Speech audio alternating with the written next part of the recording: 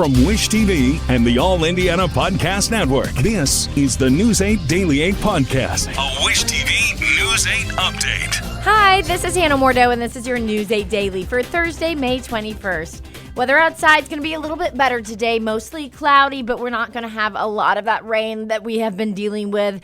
Highs today are going to be around 69 to 70 degrees. Lots of rain, though, tomorrow for Carb Day, so just get ready. You're listening to this podcast, so I know you've got a curious mind. Here's a helpful fact you might not know yet. Drivers who switch and save with Progressive save over $900 on average. Pop over to Progressive.com, answer some questions, and you'll get a quick quote with discounts that are easy to come by. In fact, 99% of their auto customers earn at least one discount. Visit Progressive.com and see if you can enjoy a little cash back. Progressive Casualty Insurance Company and Affiliates. National average 12-month savings of $946 by new customers surveyed who saved with Progressive between June 2024 and May 2025. Potential savings will vary. Central Indiana.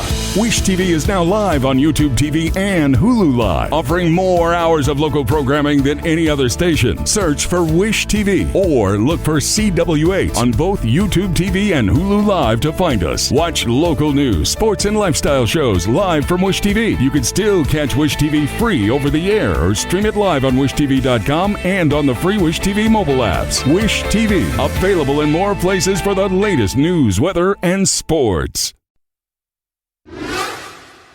Race weekend celebrations are almost here. Carb Day is tomorrow. Then the 500 Festival Parade takes over downtown on Saturday. And of course, the Indy 500 is on Sunday. News 8's Kat Sandoval has a preview of the floats fans can see at the parade. This is the 70th anniversary of the parade, which means a lot of history here. Right behind me is the Indianapolis Motor Speedway. And of course, they have the iconic pagoda.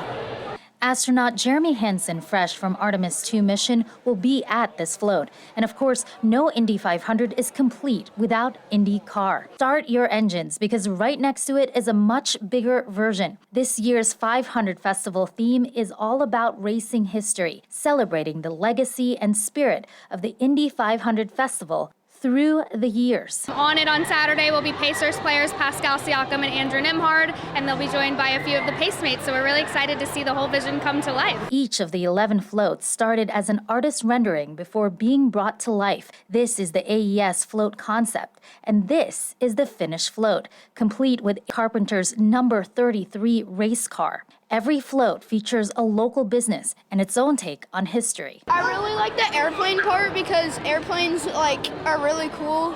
I'm really interested in them. Purdue's float not only features an airplane, but also Neil Armstrong in honor of America's 250th birthday. Like every year, the parade will feature giant balloons, marching bands from across the country, and more than 200,000 people. 90% of the seating is free, so come on down, plop down on the parade route. We do have some reserve seating that folks can purchase on our website, 500festival.com. We're the third largest parade in the country after the Macy's Day. The parade kicks off at the intersection of North Street and Pennsylvania Street, near the American Legion Mall. Parade is happening rain or shine, so bring your raincoats, bring your ponchos, no umbrellas if you're sitting in the stands, but come prepared to have a great time and cheer on our IndyCar drivers, our marching bands, all of our awesome specialty units going down the parade route. Hundreds of thousands of spectators are expected downtown. The parade begins at noon, and all 33 IndyCar drivers will be there. Reporting in Indianapolis, I'm Kat Sandoval for Wish TV, wishtv.com. Indianapolis police are urging you to stay alert as the city prepares for the Indy 500. IMPD Chief Tanya Terry says local, state, and federal law enforcement agencies will have a major presence at and around the track all weekend long.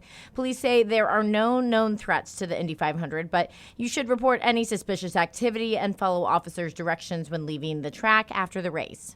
Usually people don't leave their valuables unattended for long periods of time, right?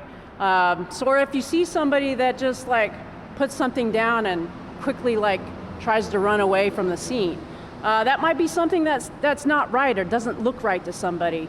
And if that's the case, we're happy to follow up and check it out. Police say you should also know where the first aid stations are, monitor weather conditions, and have a plan if there is severe weather. 3 Indy 500 drivers visited a school and speedway for their annual community day. The drivers led fitness activities for students at Newby Elementary School. Organizers say it's part of an effort to focus on health and wellness. Drivers say it's also a great chance to spend time in the community. It's great to sort of spend a bit of time with the community, and obviously this is what the community makes the race, as big as it is and how special it is. So cool to give back to, I guess, the future generation and hopefully, kick off some race fans earlier in their life than later. The community day also featured a milk toast that organizers say helps teach and carry on the traditions and history of the Indy 500. IU football head coach Curt Cignetti is gearing up to drive the pace car on race day. He got the honor for helping lead IU to the school's first ever football national championship. Andrew Chernoff tells us how Coach Cignetti is getting ready for race day. It's been a wild 2026 for IU head coach Curt Cignetti. It started in January when he helped the Hoosiers win their first ever national title. And that celebration will continue this weekend at the Indianapolis Motor Speedway. Anybody that I think that accomplishes what we accomplished and the head coach, there's going to be requests. And, we've said no to about 95% of them. And there's a couple we've said yes to. And I thought Indy 500, everybody agreed that was a great one because it's part of the fabric of the state. Cignetti will trade his headset for a set of car keys on Sunday. He'll lead the field to green as the honorary pace car driver for the 110th running of the Indianapolis 500. Will it be difficult to pull off? I mean, it's got to be tempting to stay out there with the actual race cars. I don't think so. I mean, the fastest lap around there, if I Googled it, I like to Google, I believe it was 239 miles an hour, and I can't imagine taking the turns and doing a lap at that speed. The pace car this year is a Chevy Corvette ZR1X. It goes from 0 to 60 miles an hour in under 2 seconds. Also has a top speed of 233 miles per hour. I asked Cignetti if he's ever driven anything as powerful as this machine. He said probably not, although he quickly learned just how powerful this thing is while he was testing it. We did have one funzie after about 15 or 16 laps out there, and I gunned it and got it going a little bit. The person who Cignetti is learning from is former IndyCar driver Sarah Fisher. Fisher will drive the pace car once the actual race gets going. I told him it's a little overwhelming, the amount of people that come to the Indianapolis 500 compared to a football game. Regardless of the size of a football game, I'm biased, but I think he's going to be really impressed with our sport. She knows the program. Most importantly, she want to make sure I can get my out of that car real fast because she is the official pace car driver when the race starts. But until that time comes, Cignetti will hope to hit his marks on the track. I got to be focused. Just like he was during IU's championship run. Andrew Chernoff, Wish TV and WishTV.com. As the city prepares for the Indy 500, you'll want to keep your eyes peeled for a high-tech security solution patrolling the track this weekend. I'm talking about a robot dog. News 8's government reporter Garrett Berquist introduces us to Drone Dog. This peculiar pooch answers to the name Drone Dog. We were approached by the Air Force. They had a ground robot solution very similar to what we have today. And they said, we love what you're doing on the drone side, on the air. We love what you're doing in the software. We don't have something like that for our ground robot dog. Do you think you could integrate that into your system? We said, absolutely, we'd love to. And so this actually started with a research grant from the Air Force. McLaughlin says a mutual contact told him IMS was looking for new security solutions and asked if Drone Dog might fit the bill. That was in 2024.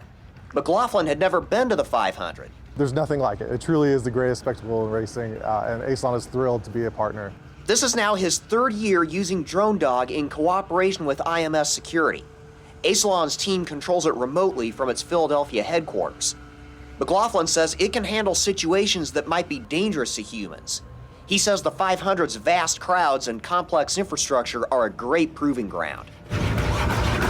Specifically, for past years doing the tunnel security, no one wants to put a human down in dark, dirty, potentially dangerous situations. And robots are great solutions for those dark, dirty, and dangerous tasks. Drone Dog has surveillance and thermal imaging capability.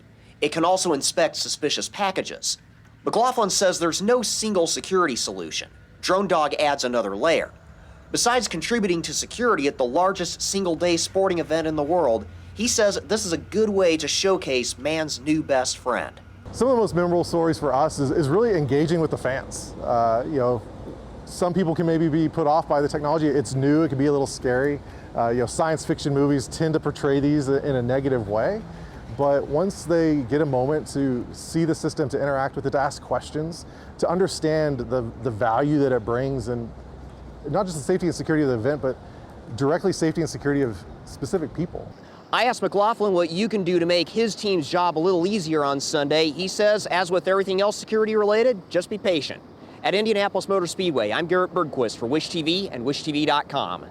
In other news, IMPD says 2 young people were shot overnight on the south side, leaving one dead and the other in critical condition. Police say both are juveniles, but we do not know their ages. The shooting happened just after 9 last night near the intersection of Iowa and Talbot Street. Officers say the gunfire stemmed from some kind of an altercation. Investigators do not have any information on a potential suspect. Police are asking anyone with information, though, to share it with them. World-famous competitive eater Joey Chestnut has pled guilty to slapping a man in Westfield. A judge sentenced Chestnut to 180 days of probation for battery. Police say the slap happened in March. Officers say a man went to shake Chestnut's hand at a bar and Chestnut slapped him. Chestnut told police he did not remember the incident and was intoxicated. Other charges against Chestnut were dropped as part of the plea deal. 4 families have filed new lawsuits against a former Brownsburg daycare and some of its employees. The families say the daycare failed to protect their children from sexual abuse. I-Team's Kara Kenny has more details on the lawsuits. 4 lawsuits all filed today in Hendricks County under the names Jane Doe 2, 4, 5, and 8. Their attorneys say they're all little girls who were between the ages of 2 and 4 at the time of the alleged abuse. Now, the lawsuit names Main Street University for Kids, which shut down last year, as well as former director Jennifer Lingbeck, former owner Nancy Minton, and former employee Gabriel Garner. The lawsuits allege the daycare allowed Garner to be alone with children, including in bathrooms, and when parents came forward with concerns, the daycare's leadership failed to act. Now, I-Team was in court just a few weeks ago for the sentencing of former owner Nancy Minton. Parents of some of the children spoke in court. Some of those parents are involved in the lawsuits filed today. Now, the judge says we are not allowed to show their faces, but we can play audio from those parents speaking out. This was not just a failure of supervision. It was a failure to act, a failure to protect, and a failure to tell the truth. By dismissing concerns and convincing parents that nothing was wrong, the defendant allowed abuse to continue. Is that really the nature of what these lawsuits are about? Absolutely. I mean, they knew that something was wrong, things were being reported, and they did nothing, which could have spared many of these little girls from further abuse, and they didn't act. 2 years in prison for neglect of a dependent. As for the civil lawsuits filed today, we reached out to attorneys for Minton, Lingbeck, and they declined to comment. We are still waiting to hear back from Garner's attorney. Now, criminal charges are still pending against him and the former director. They're both due in court next month. Kara Kenny, I-Team. Happening today, people living on the east side will have another chance to weigh in on a proposed data center in Warren Township. Our reporting partners at Mirror Indy say it's happening at the Warren Township Administration Building on North Post Road. City County Councilor Michael Paul Hart will host the event. Doors open at 5:30, then the meeting starts at 6:30 this evening. The proposed DC Blocks data center would sit on the former Ford plant campus near South Kitley Avenue and Pennsy Trail. It would cost around $2 billion. The U.S. Justice Department has charged former Cuban President Raul Castro with murder in connection to a deadly 1996 destruction of 2 civilian planes. Prosecutors say 4 people were killed in the attack, including 3 Americans. They say 2 small planes were shot down by Cuban fighter jets when Castro was serving as the nation's defense minister. He faces charges of destruction of an aircraft. Acting Attorney General Todd Blanche calls the incident long overdue justice for the victims' families. The current Cuban president condemned the indictment as politically motivated.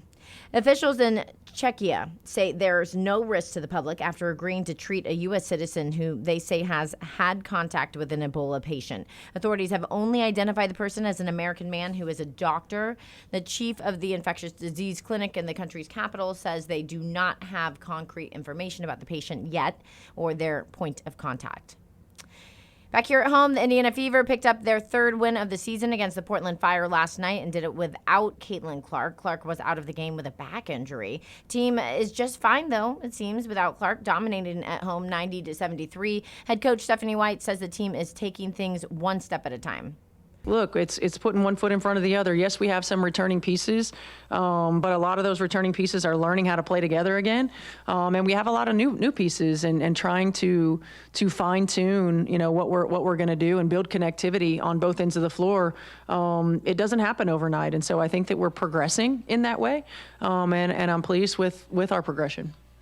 Aaliyah Boston finished the game with 24 points, and Kelsey Mitchell had 21 points. Fever's next game is at home tomorrow night versus the Golden State Valkyries. Tip-off is set for 7:30. This has been your News 8 Daily from Wish TV. I'm Hannah Mordell. Watch us on Wish TV and WishTV.com. You're listening to this podcast, so I know you've got a curious mind. Here's a helpful fact you might not know yet. Drivers who switch and save with Progressive save over $900 on average.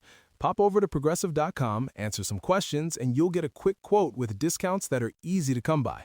In fact, 99% of their auto customers earn at least one discount. Visit Progressive.com and see if you can enjoy a little cash back. Progressive Casualty Insurance Company and Affiliates. National average 12-month savings of $946 by new customers surveyed who saved with Progressive between June 2024 and May 2025. Potential savings will vary. This is the News 8 Daily 8 podcast, a Wish TV News 8 update on demand. For even more, on demand and on the go. Connect with Wish TV on Facebook at wishtv.com and on the free Wish TV mobile app. Thank you for listening. And be sure to like, subscribe, and follow this podcast for updates every weekday morning on the All Indiana Podcast Network and wherever you get your podcast.